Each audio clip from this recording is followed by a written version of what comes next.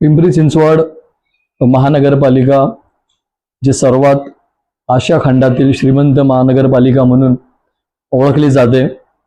पण गेल्या 2-3 महिन्यात आपण जर बघत असाल, याच पिंपरी चिंचवड महानगरपालिकेचं नाव भ्रष्टाचारमध्ये सातत्याने घेण्यात येतोय। ह्याचं कारण हेच आहे की ज्या पद्धतीने कुदलवाडीमध्ये फरवरी महिन्यात जी कारवाई करण्यात आली, त्याच्याच पाठोपाठ 17 मे 2025 ला ज्या प्रकारे सर्वे नंबर 90 जे ब्ल्यू झोन मध्ये होतं, निळ्या पूर रेषेमध्ये होतं, त्याच्यावर जेवढे 36 बंगले जे आहेत ते महानगरपालिकेचे आयुक्त तथा प्रशासक शेखर सिंह यांनी जमीनदोस्त करण्यात आले। त्याच्यावर NGTचा सुद्धा निकाल आलेला होता। त्याच्यानंतर स्थानिक रहिवाशांनी तिथं सुप्रीम कोर्टात धाव घेतली, तिथून पण त्यांना कोणतंही समाधान भेटलं नाही। तिथून पण असा ऑर्डर आलं की ते सर्व बांधकामे पाडण्यात यावी। जर आपण बघितलं, हे सगळं काही जे खेळ चालला होता हे आतापासून नाही तर गेल्या 4-5 वर्षापासून चाललेला हा बांधकाम व्यवसाय होता। इथं जे रिव्हर रेसिडेन्सी नावाची जे रेसिडेन्सी आहे, किमान 2000 फ्लॅट धारक इथं राहतात। ती रेसिडेन्सीच्याच बाजूला ते ब्ल्यू झोनचा हा भाग आहे। सर्वे नंबर 90 हा सर्वे नंबर तिथं आहे आणि ह्याच बिल्डरनी बांधकाम चालू असताना इथलं जे काही त्याच्या खोदकाम मधून जे उत्खनन झालेलं होतं त्याचाच भराव त्यांनी नदीच्या काठी टाकून त्यांनी पूर्ण ते भराव ते भरण्यात आला। आणि त्याच्यानंतर स्थानिक जे व्यापारी होते, स्थानिक जे तिथले राजकीय नेते होते, स्थानिक जे प्लॉट धारक होते, त्यांनी त्या ब्ल्यू झोनला तिथं R झोन आहे म्हणून त्यांनी लोकांना विकले। लोकांची इथं लूट करण्यात आली। कित्येक वर्षापासून हे लूटमार चालू होता आणि स्थानिक राजकीय लोकांचं पाठबळ असल्यामुळेच हे सगळं काय घडलं, ह्याच्यात कोणतीही शंका नाहीये। ज्या पद्धतीने 17 तारखेला कारवाई करण्यात आली, जे स्थानिक जे लोक होते, त्यांचे बंगले होते, ते रडत होते, ते रस्त्यावर आलेत। आज त्यांच्यावरचं जे छत आहे ते राहिलेलं नाहीये। भरपूर मोठे प्रमाणात त्यांनी बंगले बांधलेले होते। हे सर्व बंगले बांधत असताना किमान 2017 पासून हे बंगल्यांचं इथल्या घरांचं जे काम चालू होतं, त्या ठिकाणी महानगरपालिकेचे जे काही बीट निरीक्षक होते, जे काही संबंधित अभियंता होते, शहर अभियंता होते, त्यांना माहीत नसावं असं सांगत म्हणजे असं आपण बोलू शकत नाहीये।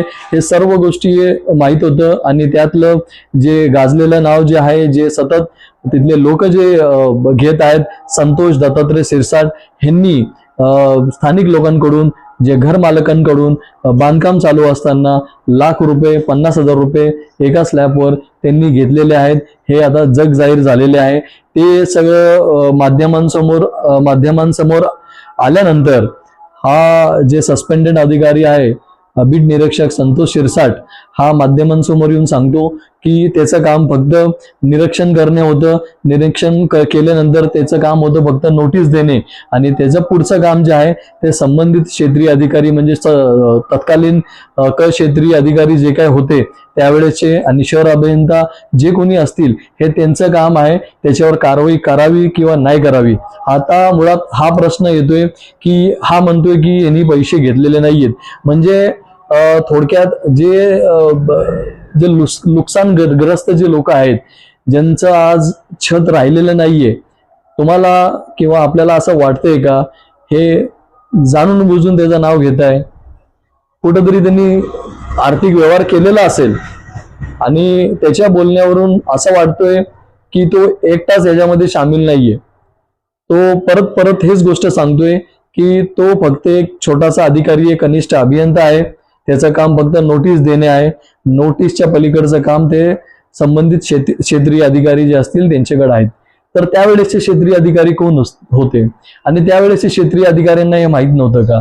आणि ज्या पद्धतीने लोकांची लूट करण्यात आली, क्षेत्रीय अधिकारी पासून जे बीट निरीक्षक किंवा क्षेत्रीय अधिकारी पासूनचे पुढचे वरिष्ठ अधिकारी, अतिरिक्त आयुक्त असतील किंवा आयुक्त असतील, हा एक वेगळा भाग आहे।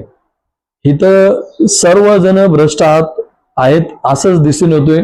कारण की हा अधिकारी स्पष्टपणे म्हणतोय की यांनी कोणताही आर्थिक व्यवहार केलेला नाहीये. समजा ह्याच्या बोलण्यानुसार ह्याच्याकडं ह्यांनी कोणताही आर्थिक व्यवहार केलेले जरी नसेल तर याच्यावर SIT नेमली पाहिजे आणि याचं संतोष दत्तात्रय सिरसाट ह्याची नार्को टेस्ट केली पाहिजे. हा स्वतः ह्यांनी ह्याच्यावर जे कोणी लोक होते हे खरोखरच हा खरं बोलतोय का याची नार्को टेस्ट झाली पाहिजे. जर संबंधित आयुक्त आणि अतिरिक्त आयुक्त ह्याच्यात सामील नसतील तर त्यांनी हे नार्कोटिक्स टेस्ट केली पाहिजे आणि जे काही त्यांचे दुसरे अधिकारी असतील, बडे अधिकारी असतील, त्यांचं नाव पुढं आलं पाहिजे.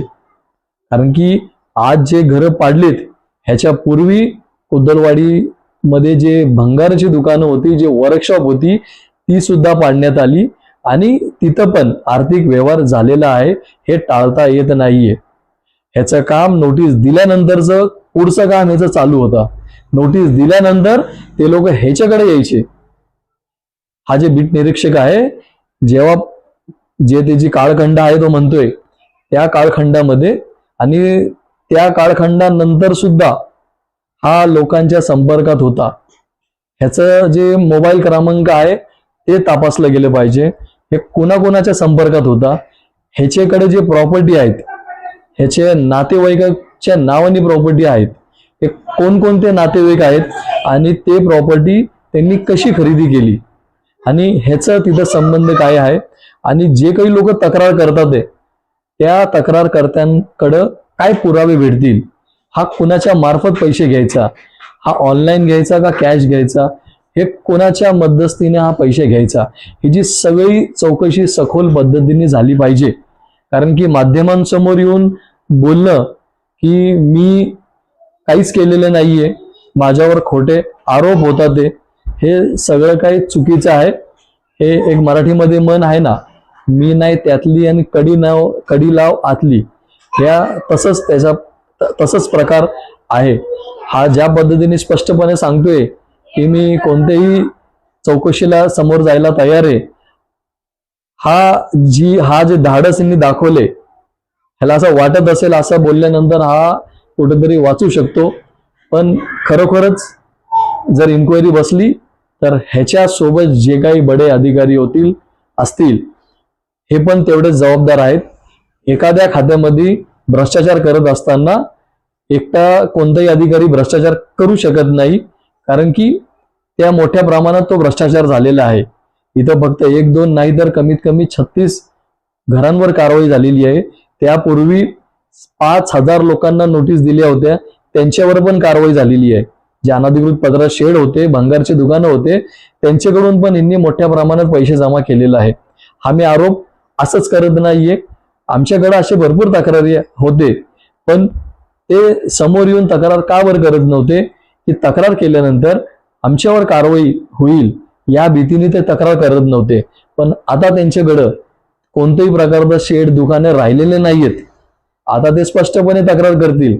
आणि हे जे बंगलेधारक होते, ते बाईचं व्हिडिओ जर आपण बघितलं, ते रडत होती आणि संबंधित जे काही लोक याच्यामध्ये सामील होते, बीड निरीक्षक असो, तिथले माजी महापौर असतील किंवा ते मनोज झरे असतील किंवा जे काही बिल्डर असतील, हे सगळ्यांवर त्यांनी म्हणजे असे कळकळीचे शब्द त्यांच्या तोंडातून आलेत.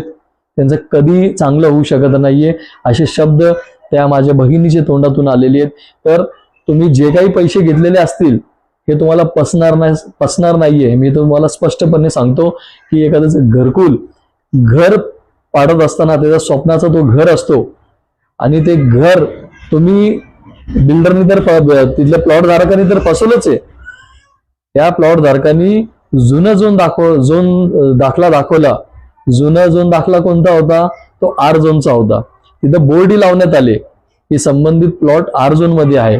म्हणजे एवढ्या मोठ्या प्रमाणात फसवणूक झाली तर संबंधित महानगरपालिकेचे लोक काय झोपत होते का? हे बीड निरीक्षक जे म्हणतोय नोटीस दिलीत, तर नोटीस दिल्यानंतर त्याची पुढची चौकशी का बरं झाली नाही? त्याची पुढची कारवाई का बरं झाली नाही? निदान आज जे 36 घरांवर जी कारवाई झाली त्यावेळेस कमी प्रमाणात घरं असतील, ते कारवाई कुठेतरी झाली असती तर बाकीच्या लोकांना आज नुकसानला समोर जावं लागलं नसतं. म्हणजे एवढं निर्लज्जपणे हा प्रशासनाचं काम चालू आहे. आणि आज फक्त सुप्रीम कोर्टाची ऑर्डर आणि त्याच्या अगोदरची नॅशनल ग्रीन ट्रिब्युनलची ऑर्डर होती म्हणून तुम्ही पाडताय. पण हे बांधकाम होत असताना तुमचे जे काही बीट निरीक्षक असो किंवा शहर अभियंता असो, सगळेच लोक जबाबदार आहात. कारण का 1-2 दिवसात उभा राहिलेला हा घर नाहीये. आणि संबंधित जे कोणी प्लॉट धारक होते, ज्यांनी यांना प्लॉट विकले, पाणीची कनेक्शन दिले, ड्रेनेजची लाईन तुम्ही दिलीत, रास्ते तिथे बनवून तुम्ही दिलेत, हे सगळं काय कोणाच्या आशीर्वादाने देण्यात आले? कोणते असे राजकीय नेते होते ज्यांनी पैसे खाल्ले असतील? मुळात ते समाजसेवासाठी तर काम केले नसतील. आज पैसे खाल्ले आहेत म्हणून तर ती महिला एवढे कळकळीने ती बोलतीये. तर आपण हे समजून घेतलं पाहिजे. राज्याचे मुख्यमंत्री, आपल्या जिल्ह्याचे पालकमंत्री अजितदादा पवार असतील, मुख्यमंत्री गृहमंत्री देवेंद्र फडणवीस असतील, आणि दुसरे आपले उपमुख्यमंत्री एकनाथजी शिंदे असतील, आपण या गंभीर बाबीवर लक्ष घातलं पाहिजे. जे कोणी याला जबाबदार आहेत त्या लोकांवर कारवाई केली पाहिजे. आणि माध्यमांसमोर येऊन बोललेला जे व्यक्ती आहे, बीट निरीक्षक जो आता सस्पेंडेड अधिकारी आहे, संतोष दत्तात्रय सिरसाट, हा स्वतःहून म्हणतोय की माझी कोणतीही इन्क्वायरीला मी समोर जायला तयार आहे. याच्यावर SIT नेमा, ह्याची नार्को टेस्ट करा, ह्याच्या आका कोण कोण आहेत, ह्याचे बडे अधिकारी कोण कोण आहेत, हे वारंवार सांगतोय की माझं काम फक्त नोटीस देणे होतं. ह्याच्या पलीकडचं काम वरिष्ठ अधिकाऱ्यांचं होतं. आपलं त्या वरिष्ठ अधिकाऱ्यांचं पण म्हणणं ऐकलं पाहिजे की नेमकं हा खरं बोलतोय का ते खोटं बोलतात ते, किंवा ते खरं बोलतात ते का हा खोटं बोलतोय, हिची शहानिशा झाली पाहिजे. लोकांची मोठ्या प्रमाणात फसवणूक झाली, आज लोक बेघर झालेली आहेत. तर अशा या भ्रष्ट अधिकारी जे आहेत त्यांच्यावर कारवाई झाली पाहिजे. त्याचबरोबर ज्यांनी प्लॉट विकले त्यांच्यावर पण कारवाई केली पाहिजे. ज्या किमतीमध्ये त्यांनी प्लॉट विकलं होतं, आज बाजारभावा जे चालू आहे त्या बाजारभावा किमतीत त्यांना ते पैसे परत भेटले पाहिजे. आणि या संबंधित लोकांनी, इथले जे प्लॉट धारक आहेत, मी त्यांना एक विनंती करतो, आपण सर्वोच्च न्यायालयामध्ये आपण याची दाद मागितली पाहिजे. आपलं जे बांधकाम होतं हे अनधिकृत होतच, कारण की आपण हे पूर रेषेमध्ये बांधकाम केलेलं होता. तर आपल्याला इथून कोणतंही समाधानकारक आपल्याला न्याय मिळणार नाही. पण जी आपल्याकडून फसवणूक झालेली आहे, प्लॉट धारकापासून ते संबंधित राजकीय नेतेपासून ते महानगरपालिकेचे जे काही अधिकारी असतील त्यांच्यावर आपण कोर्टात जावा. कोर्टात आपण रिट पिटिशन फाईल करा आणि ह्याच्यावर आपल्याला कठोर ते इन्क्वायरी बसली पाहिजे.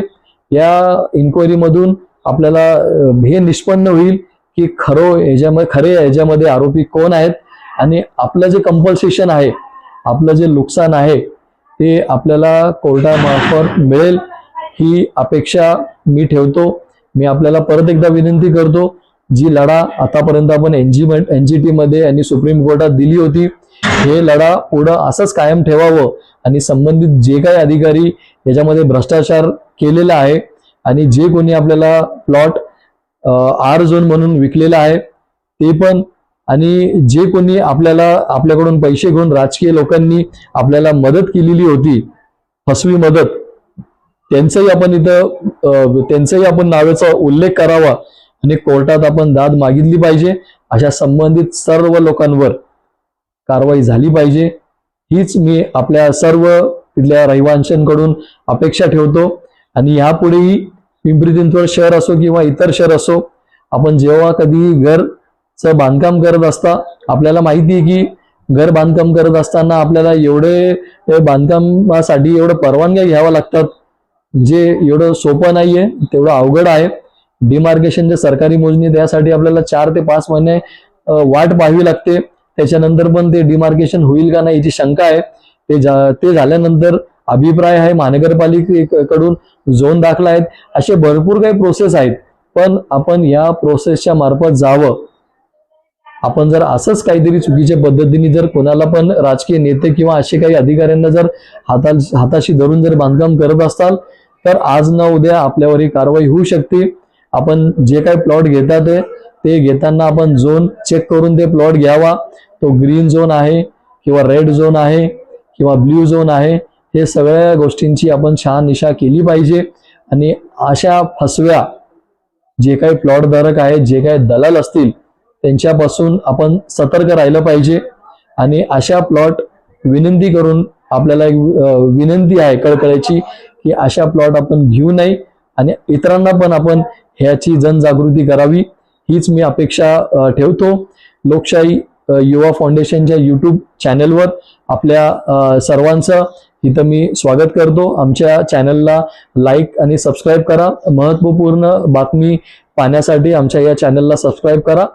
थांबतो. जय हिंद आणि जय महाराष्ट्र.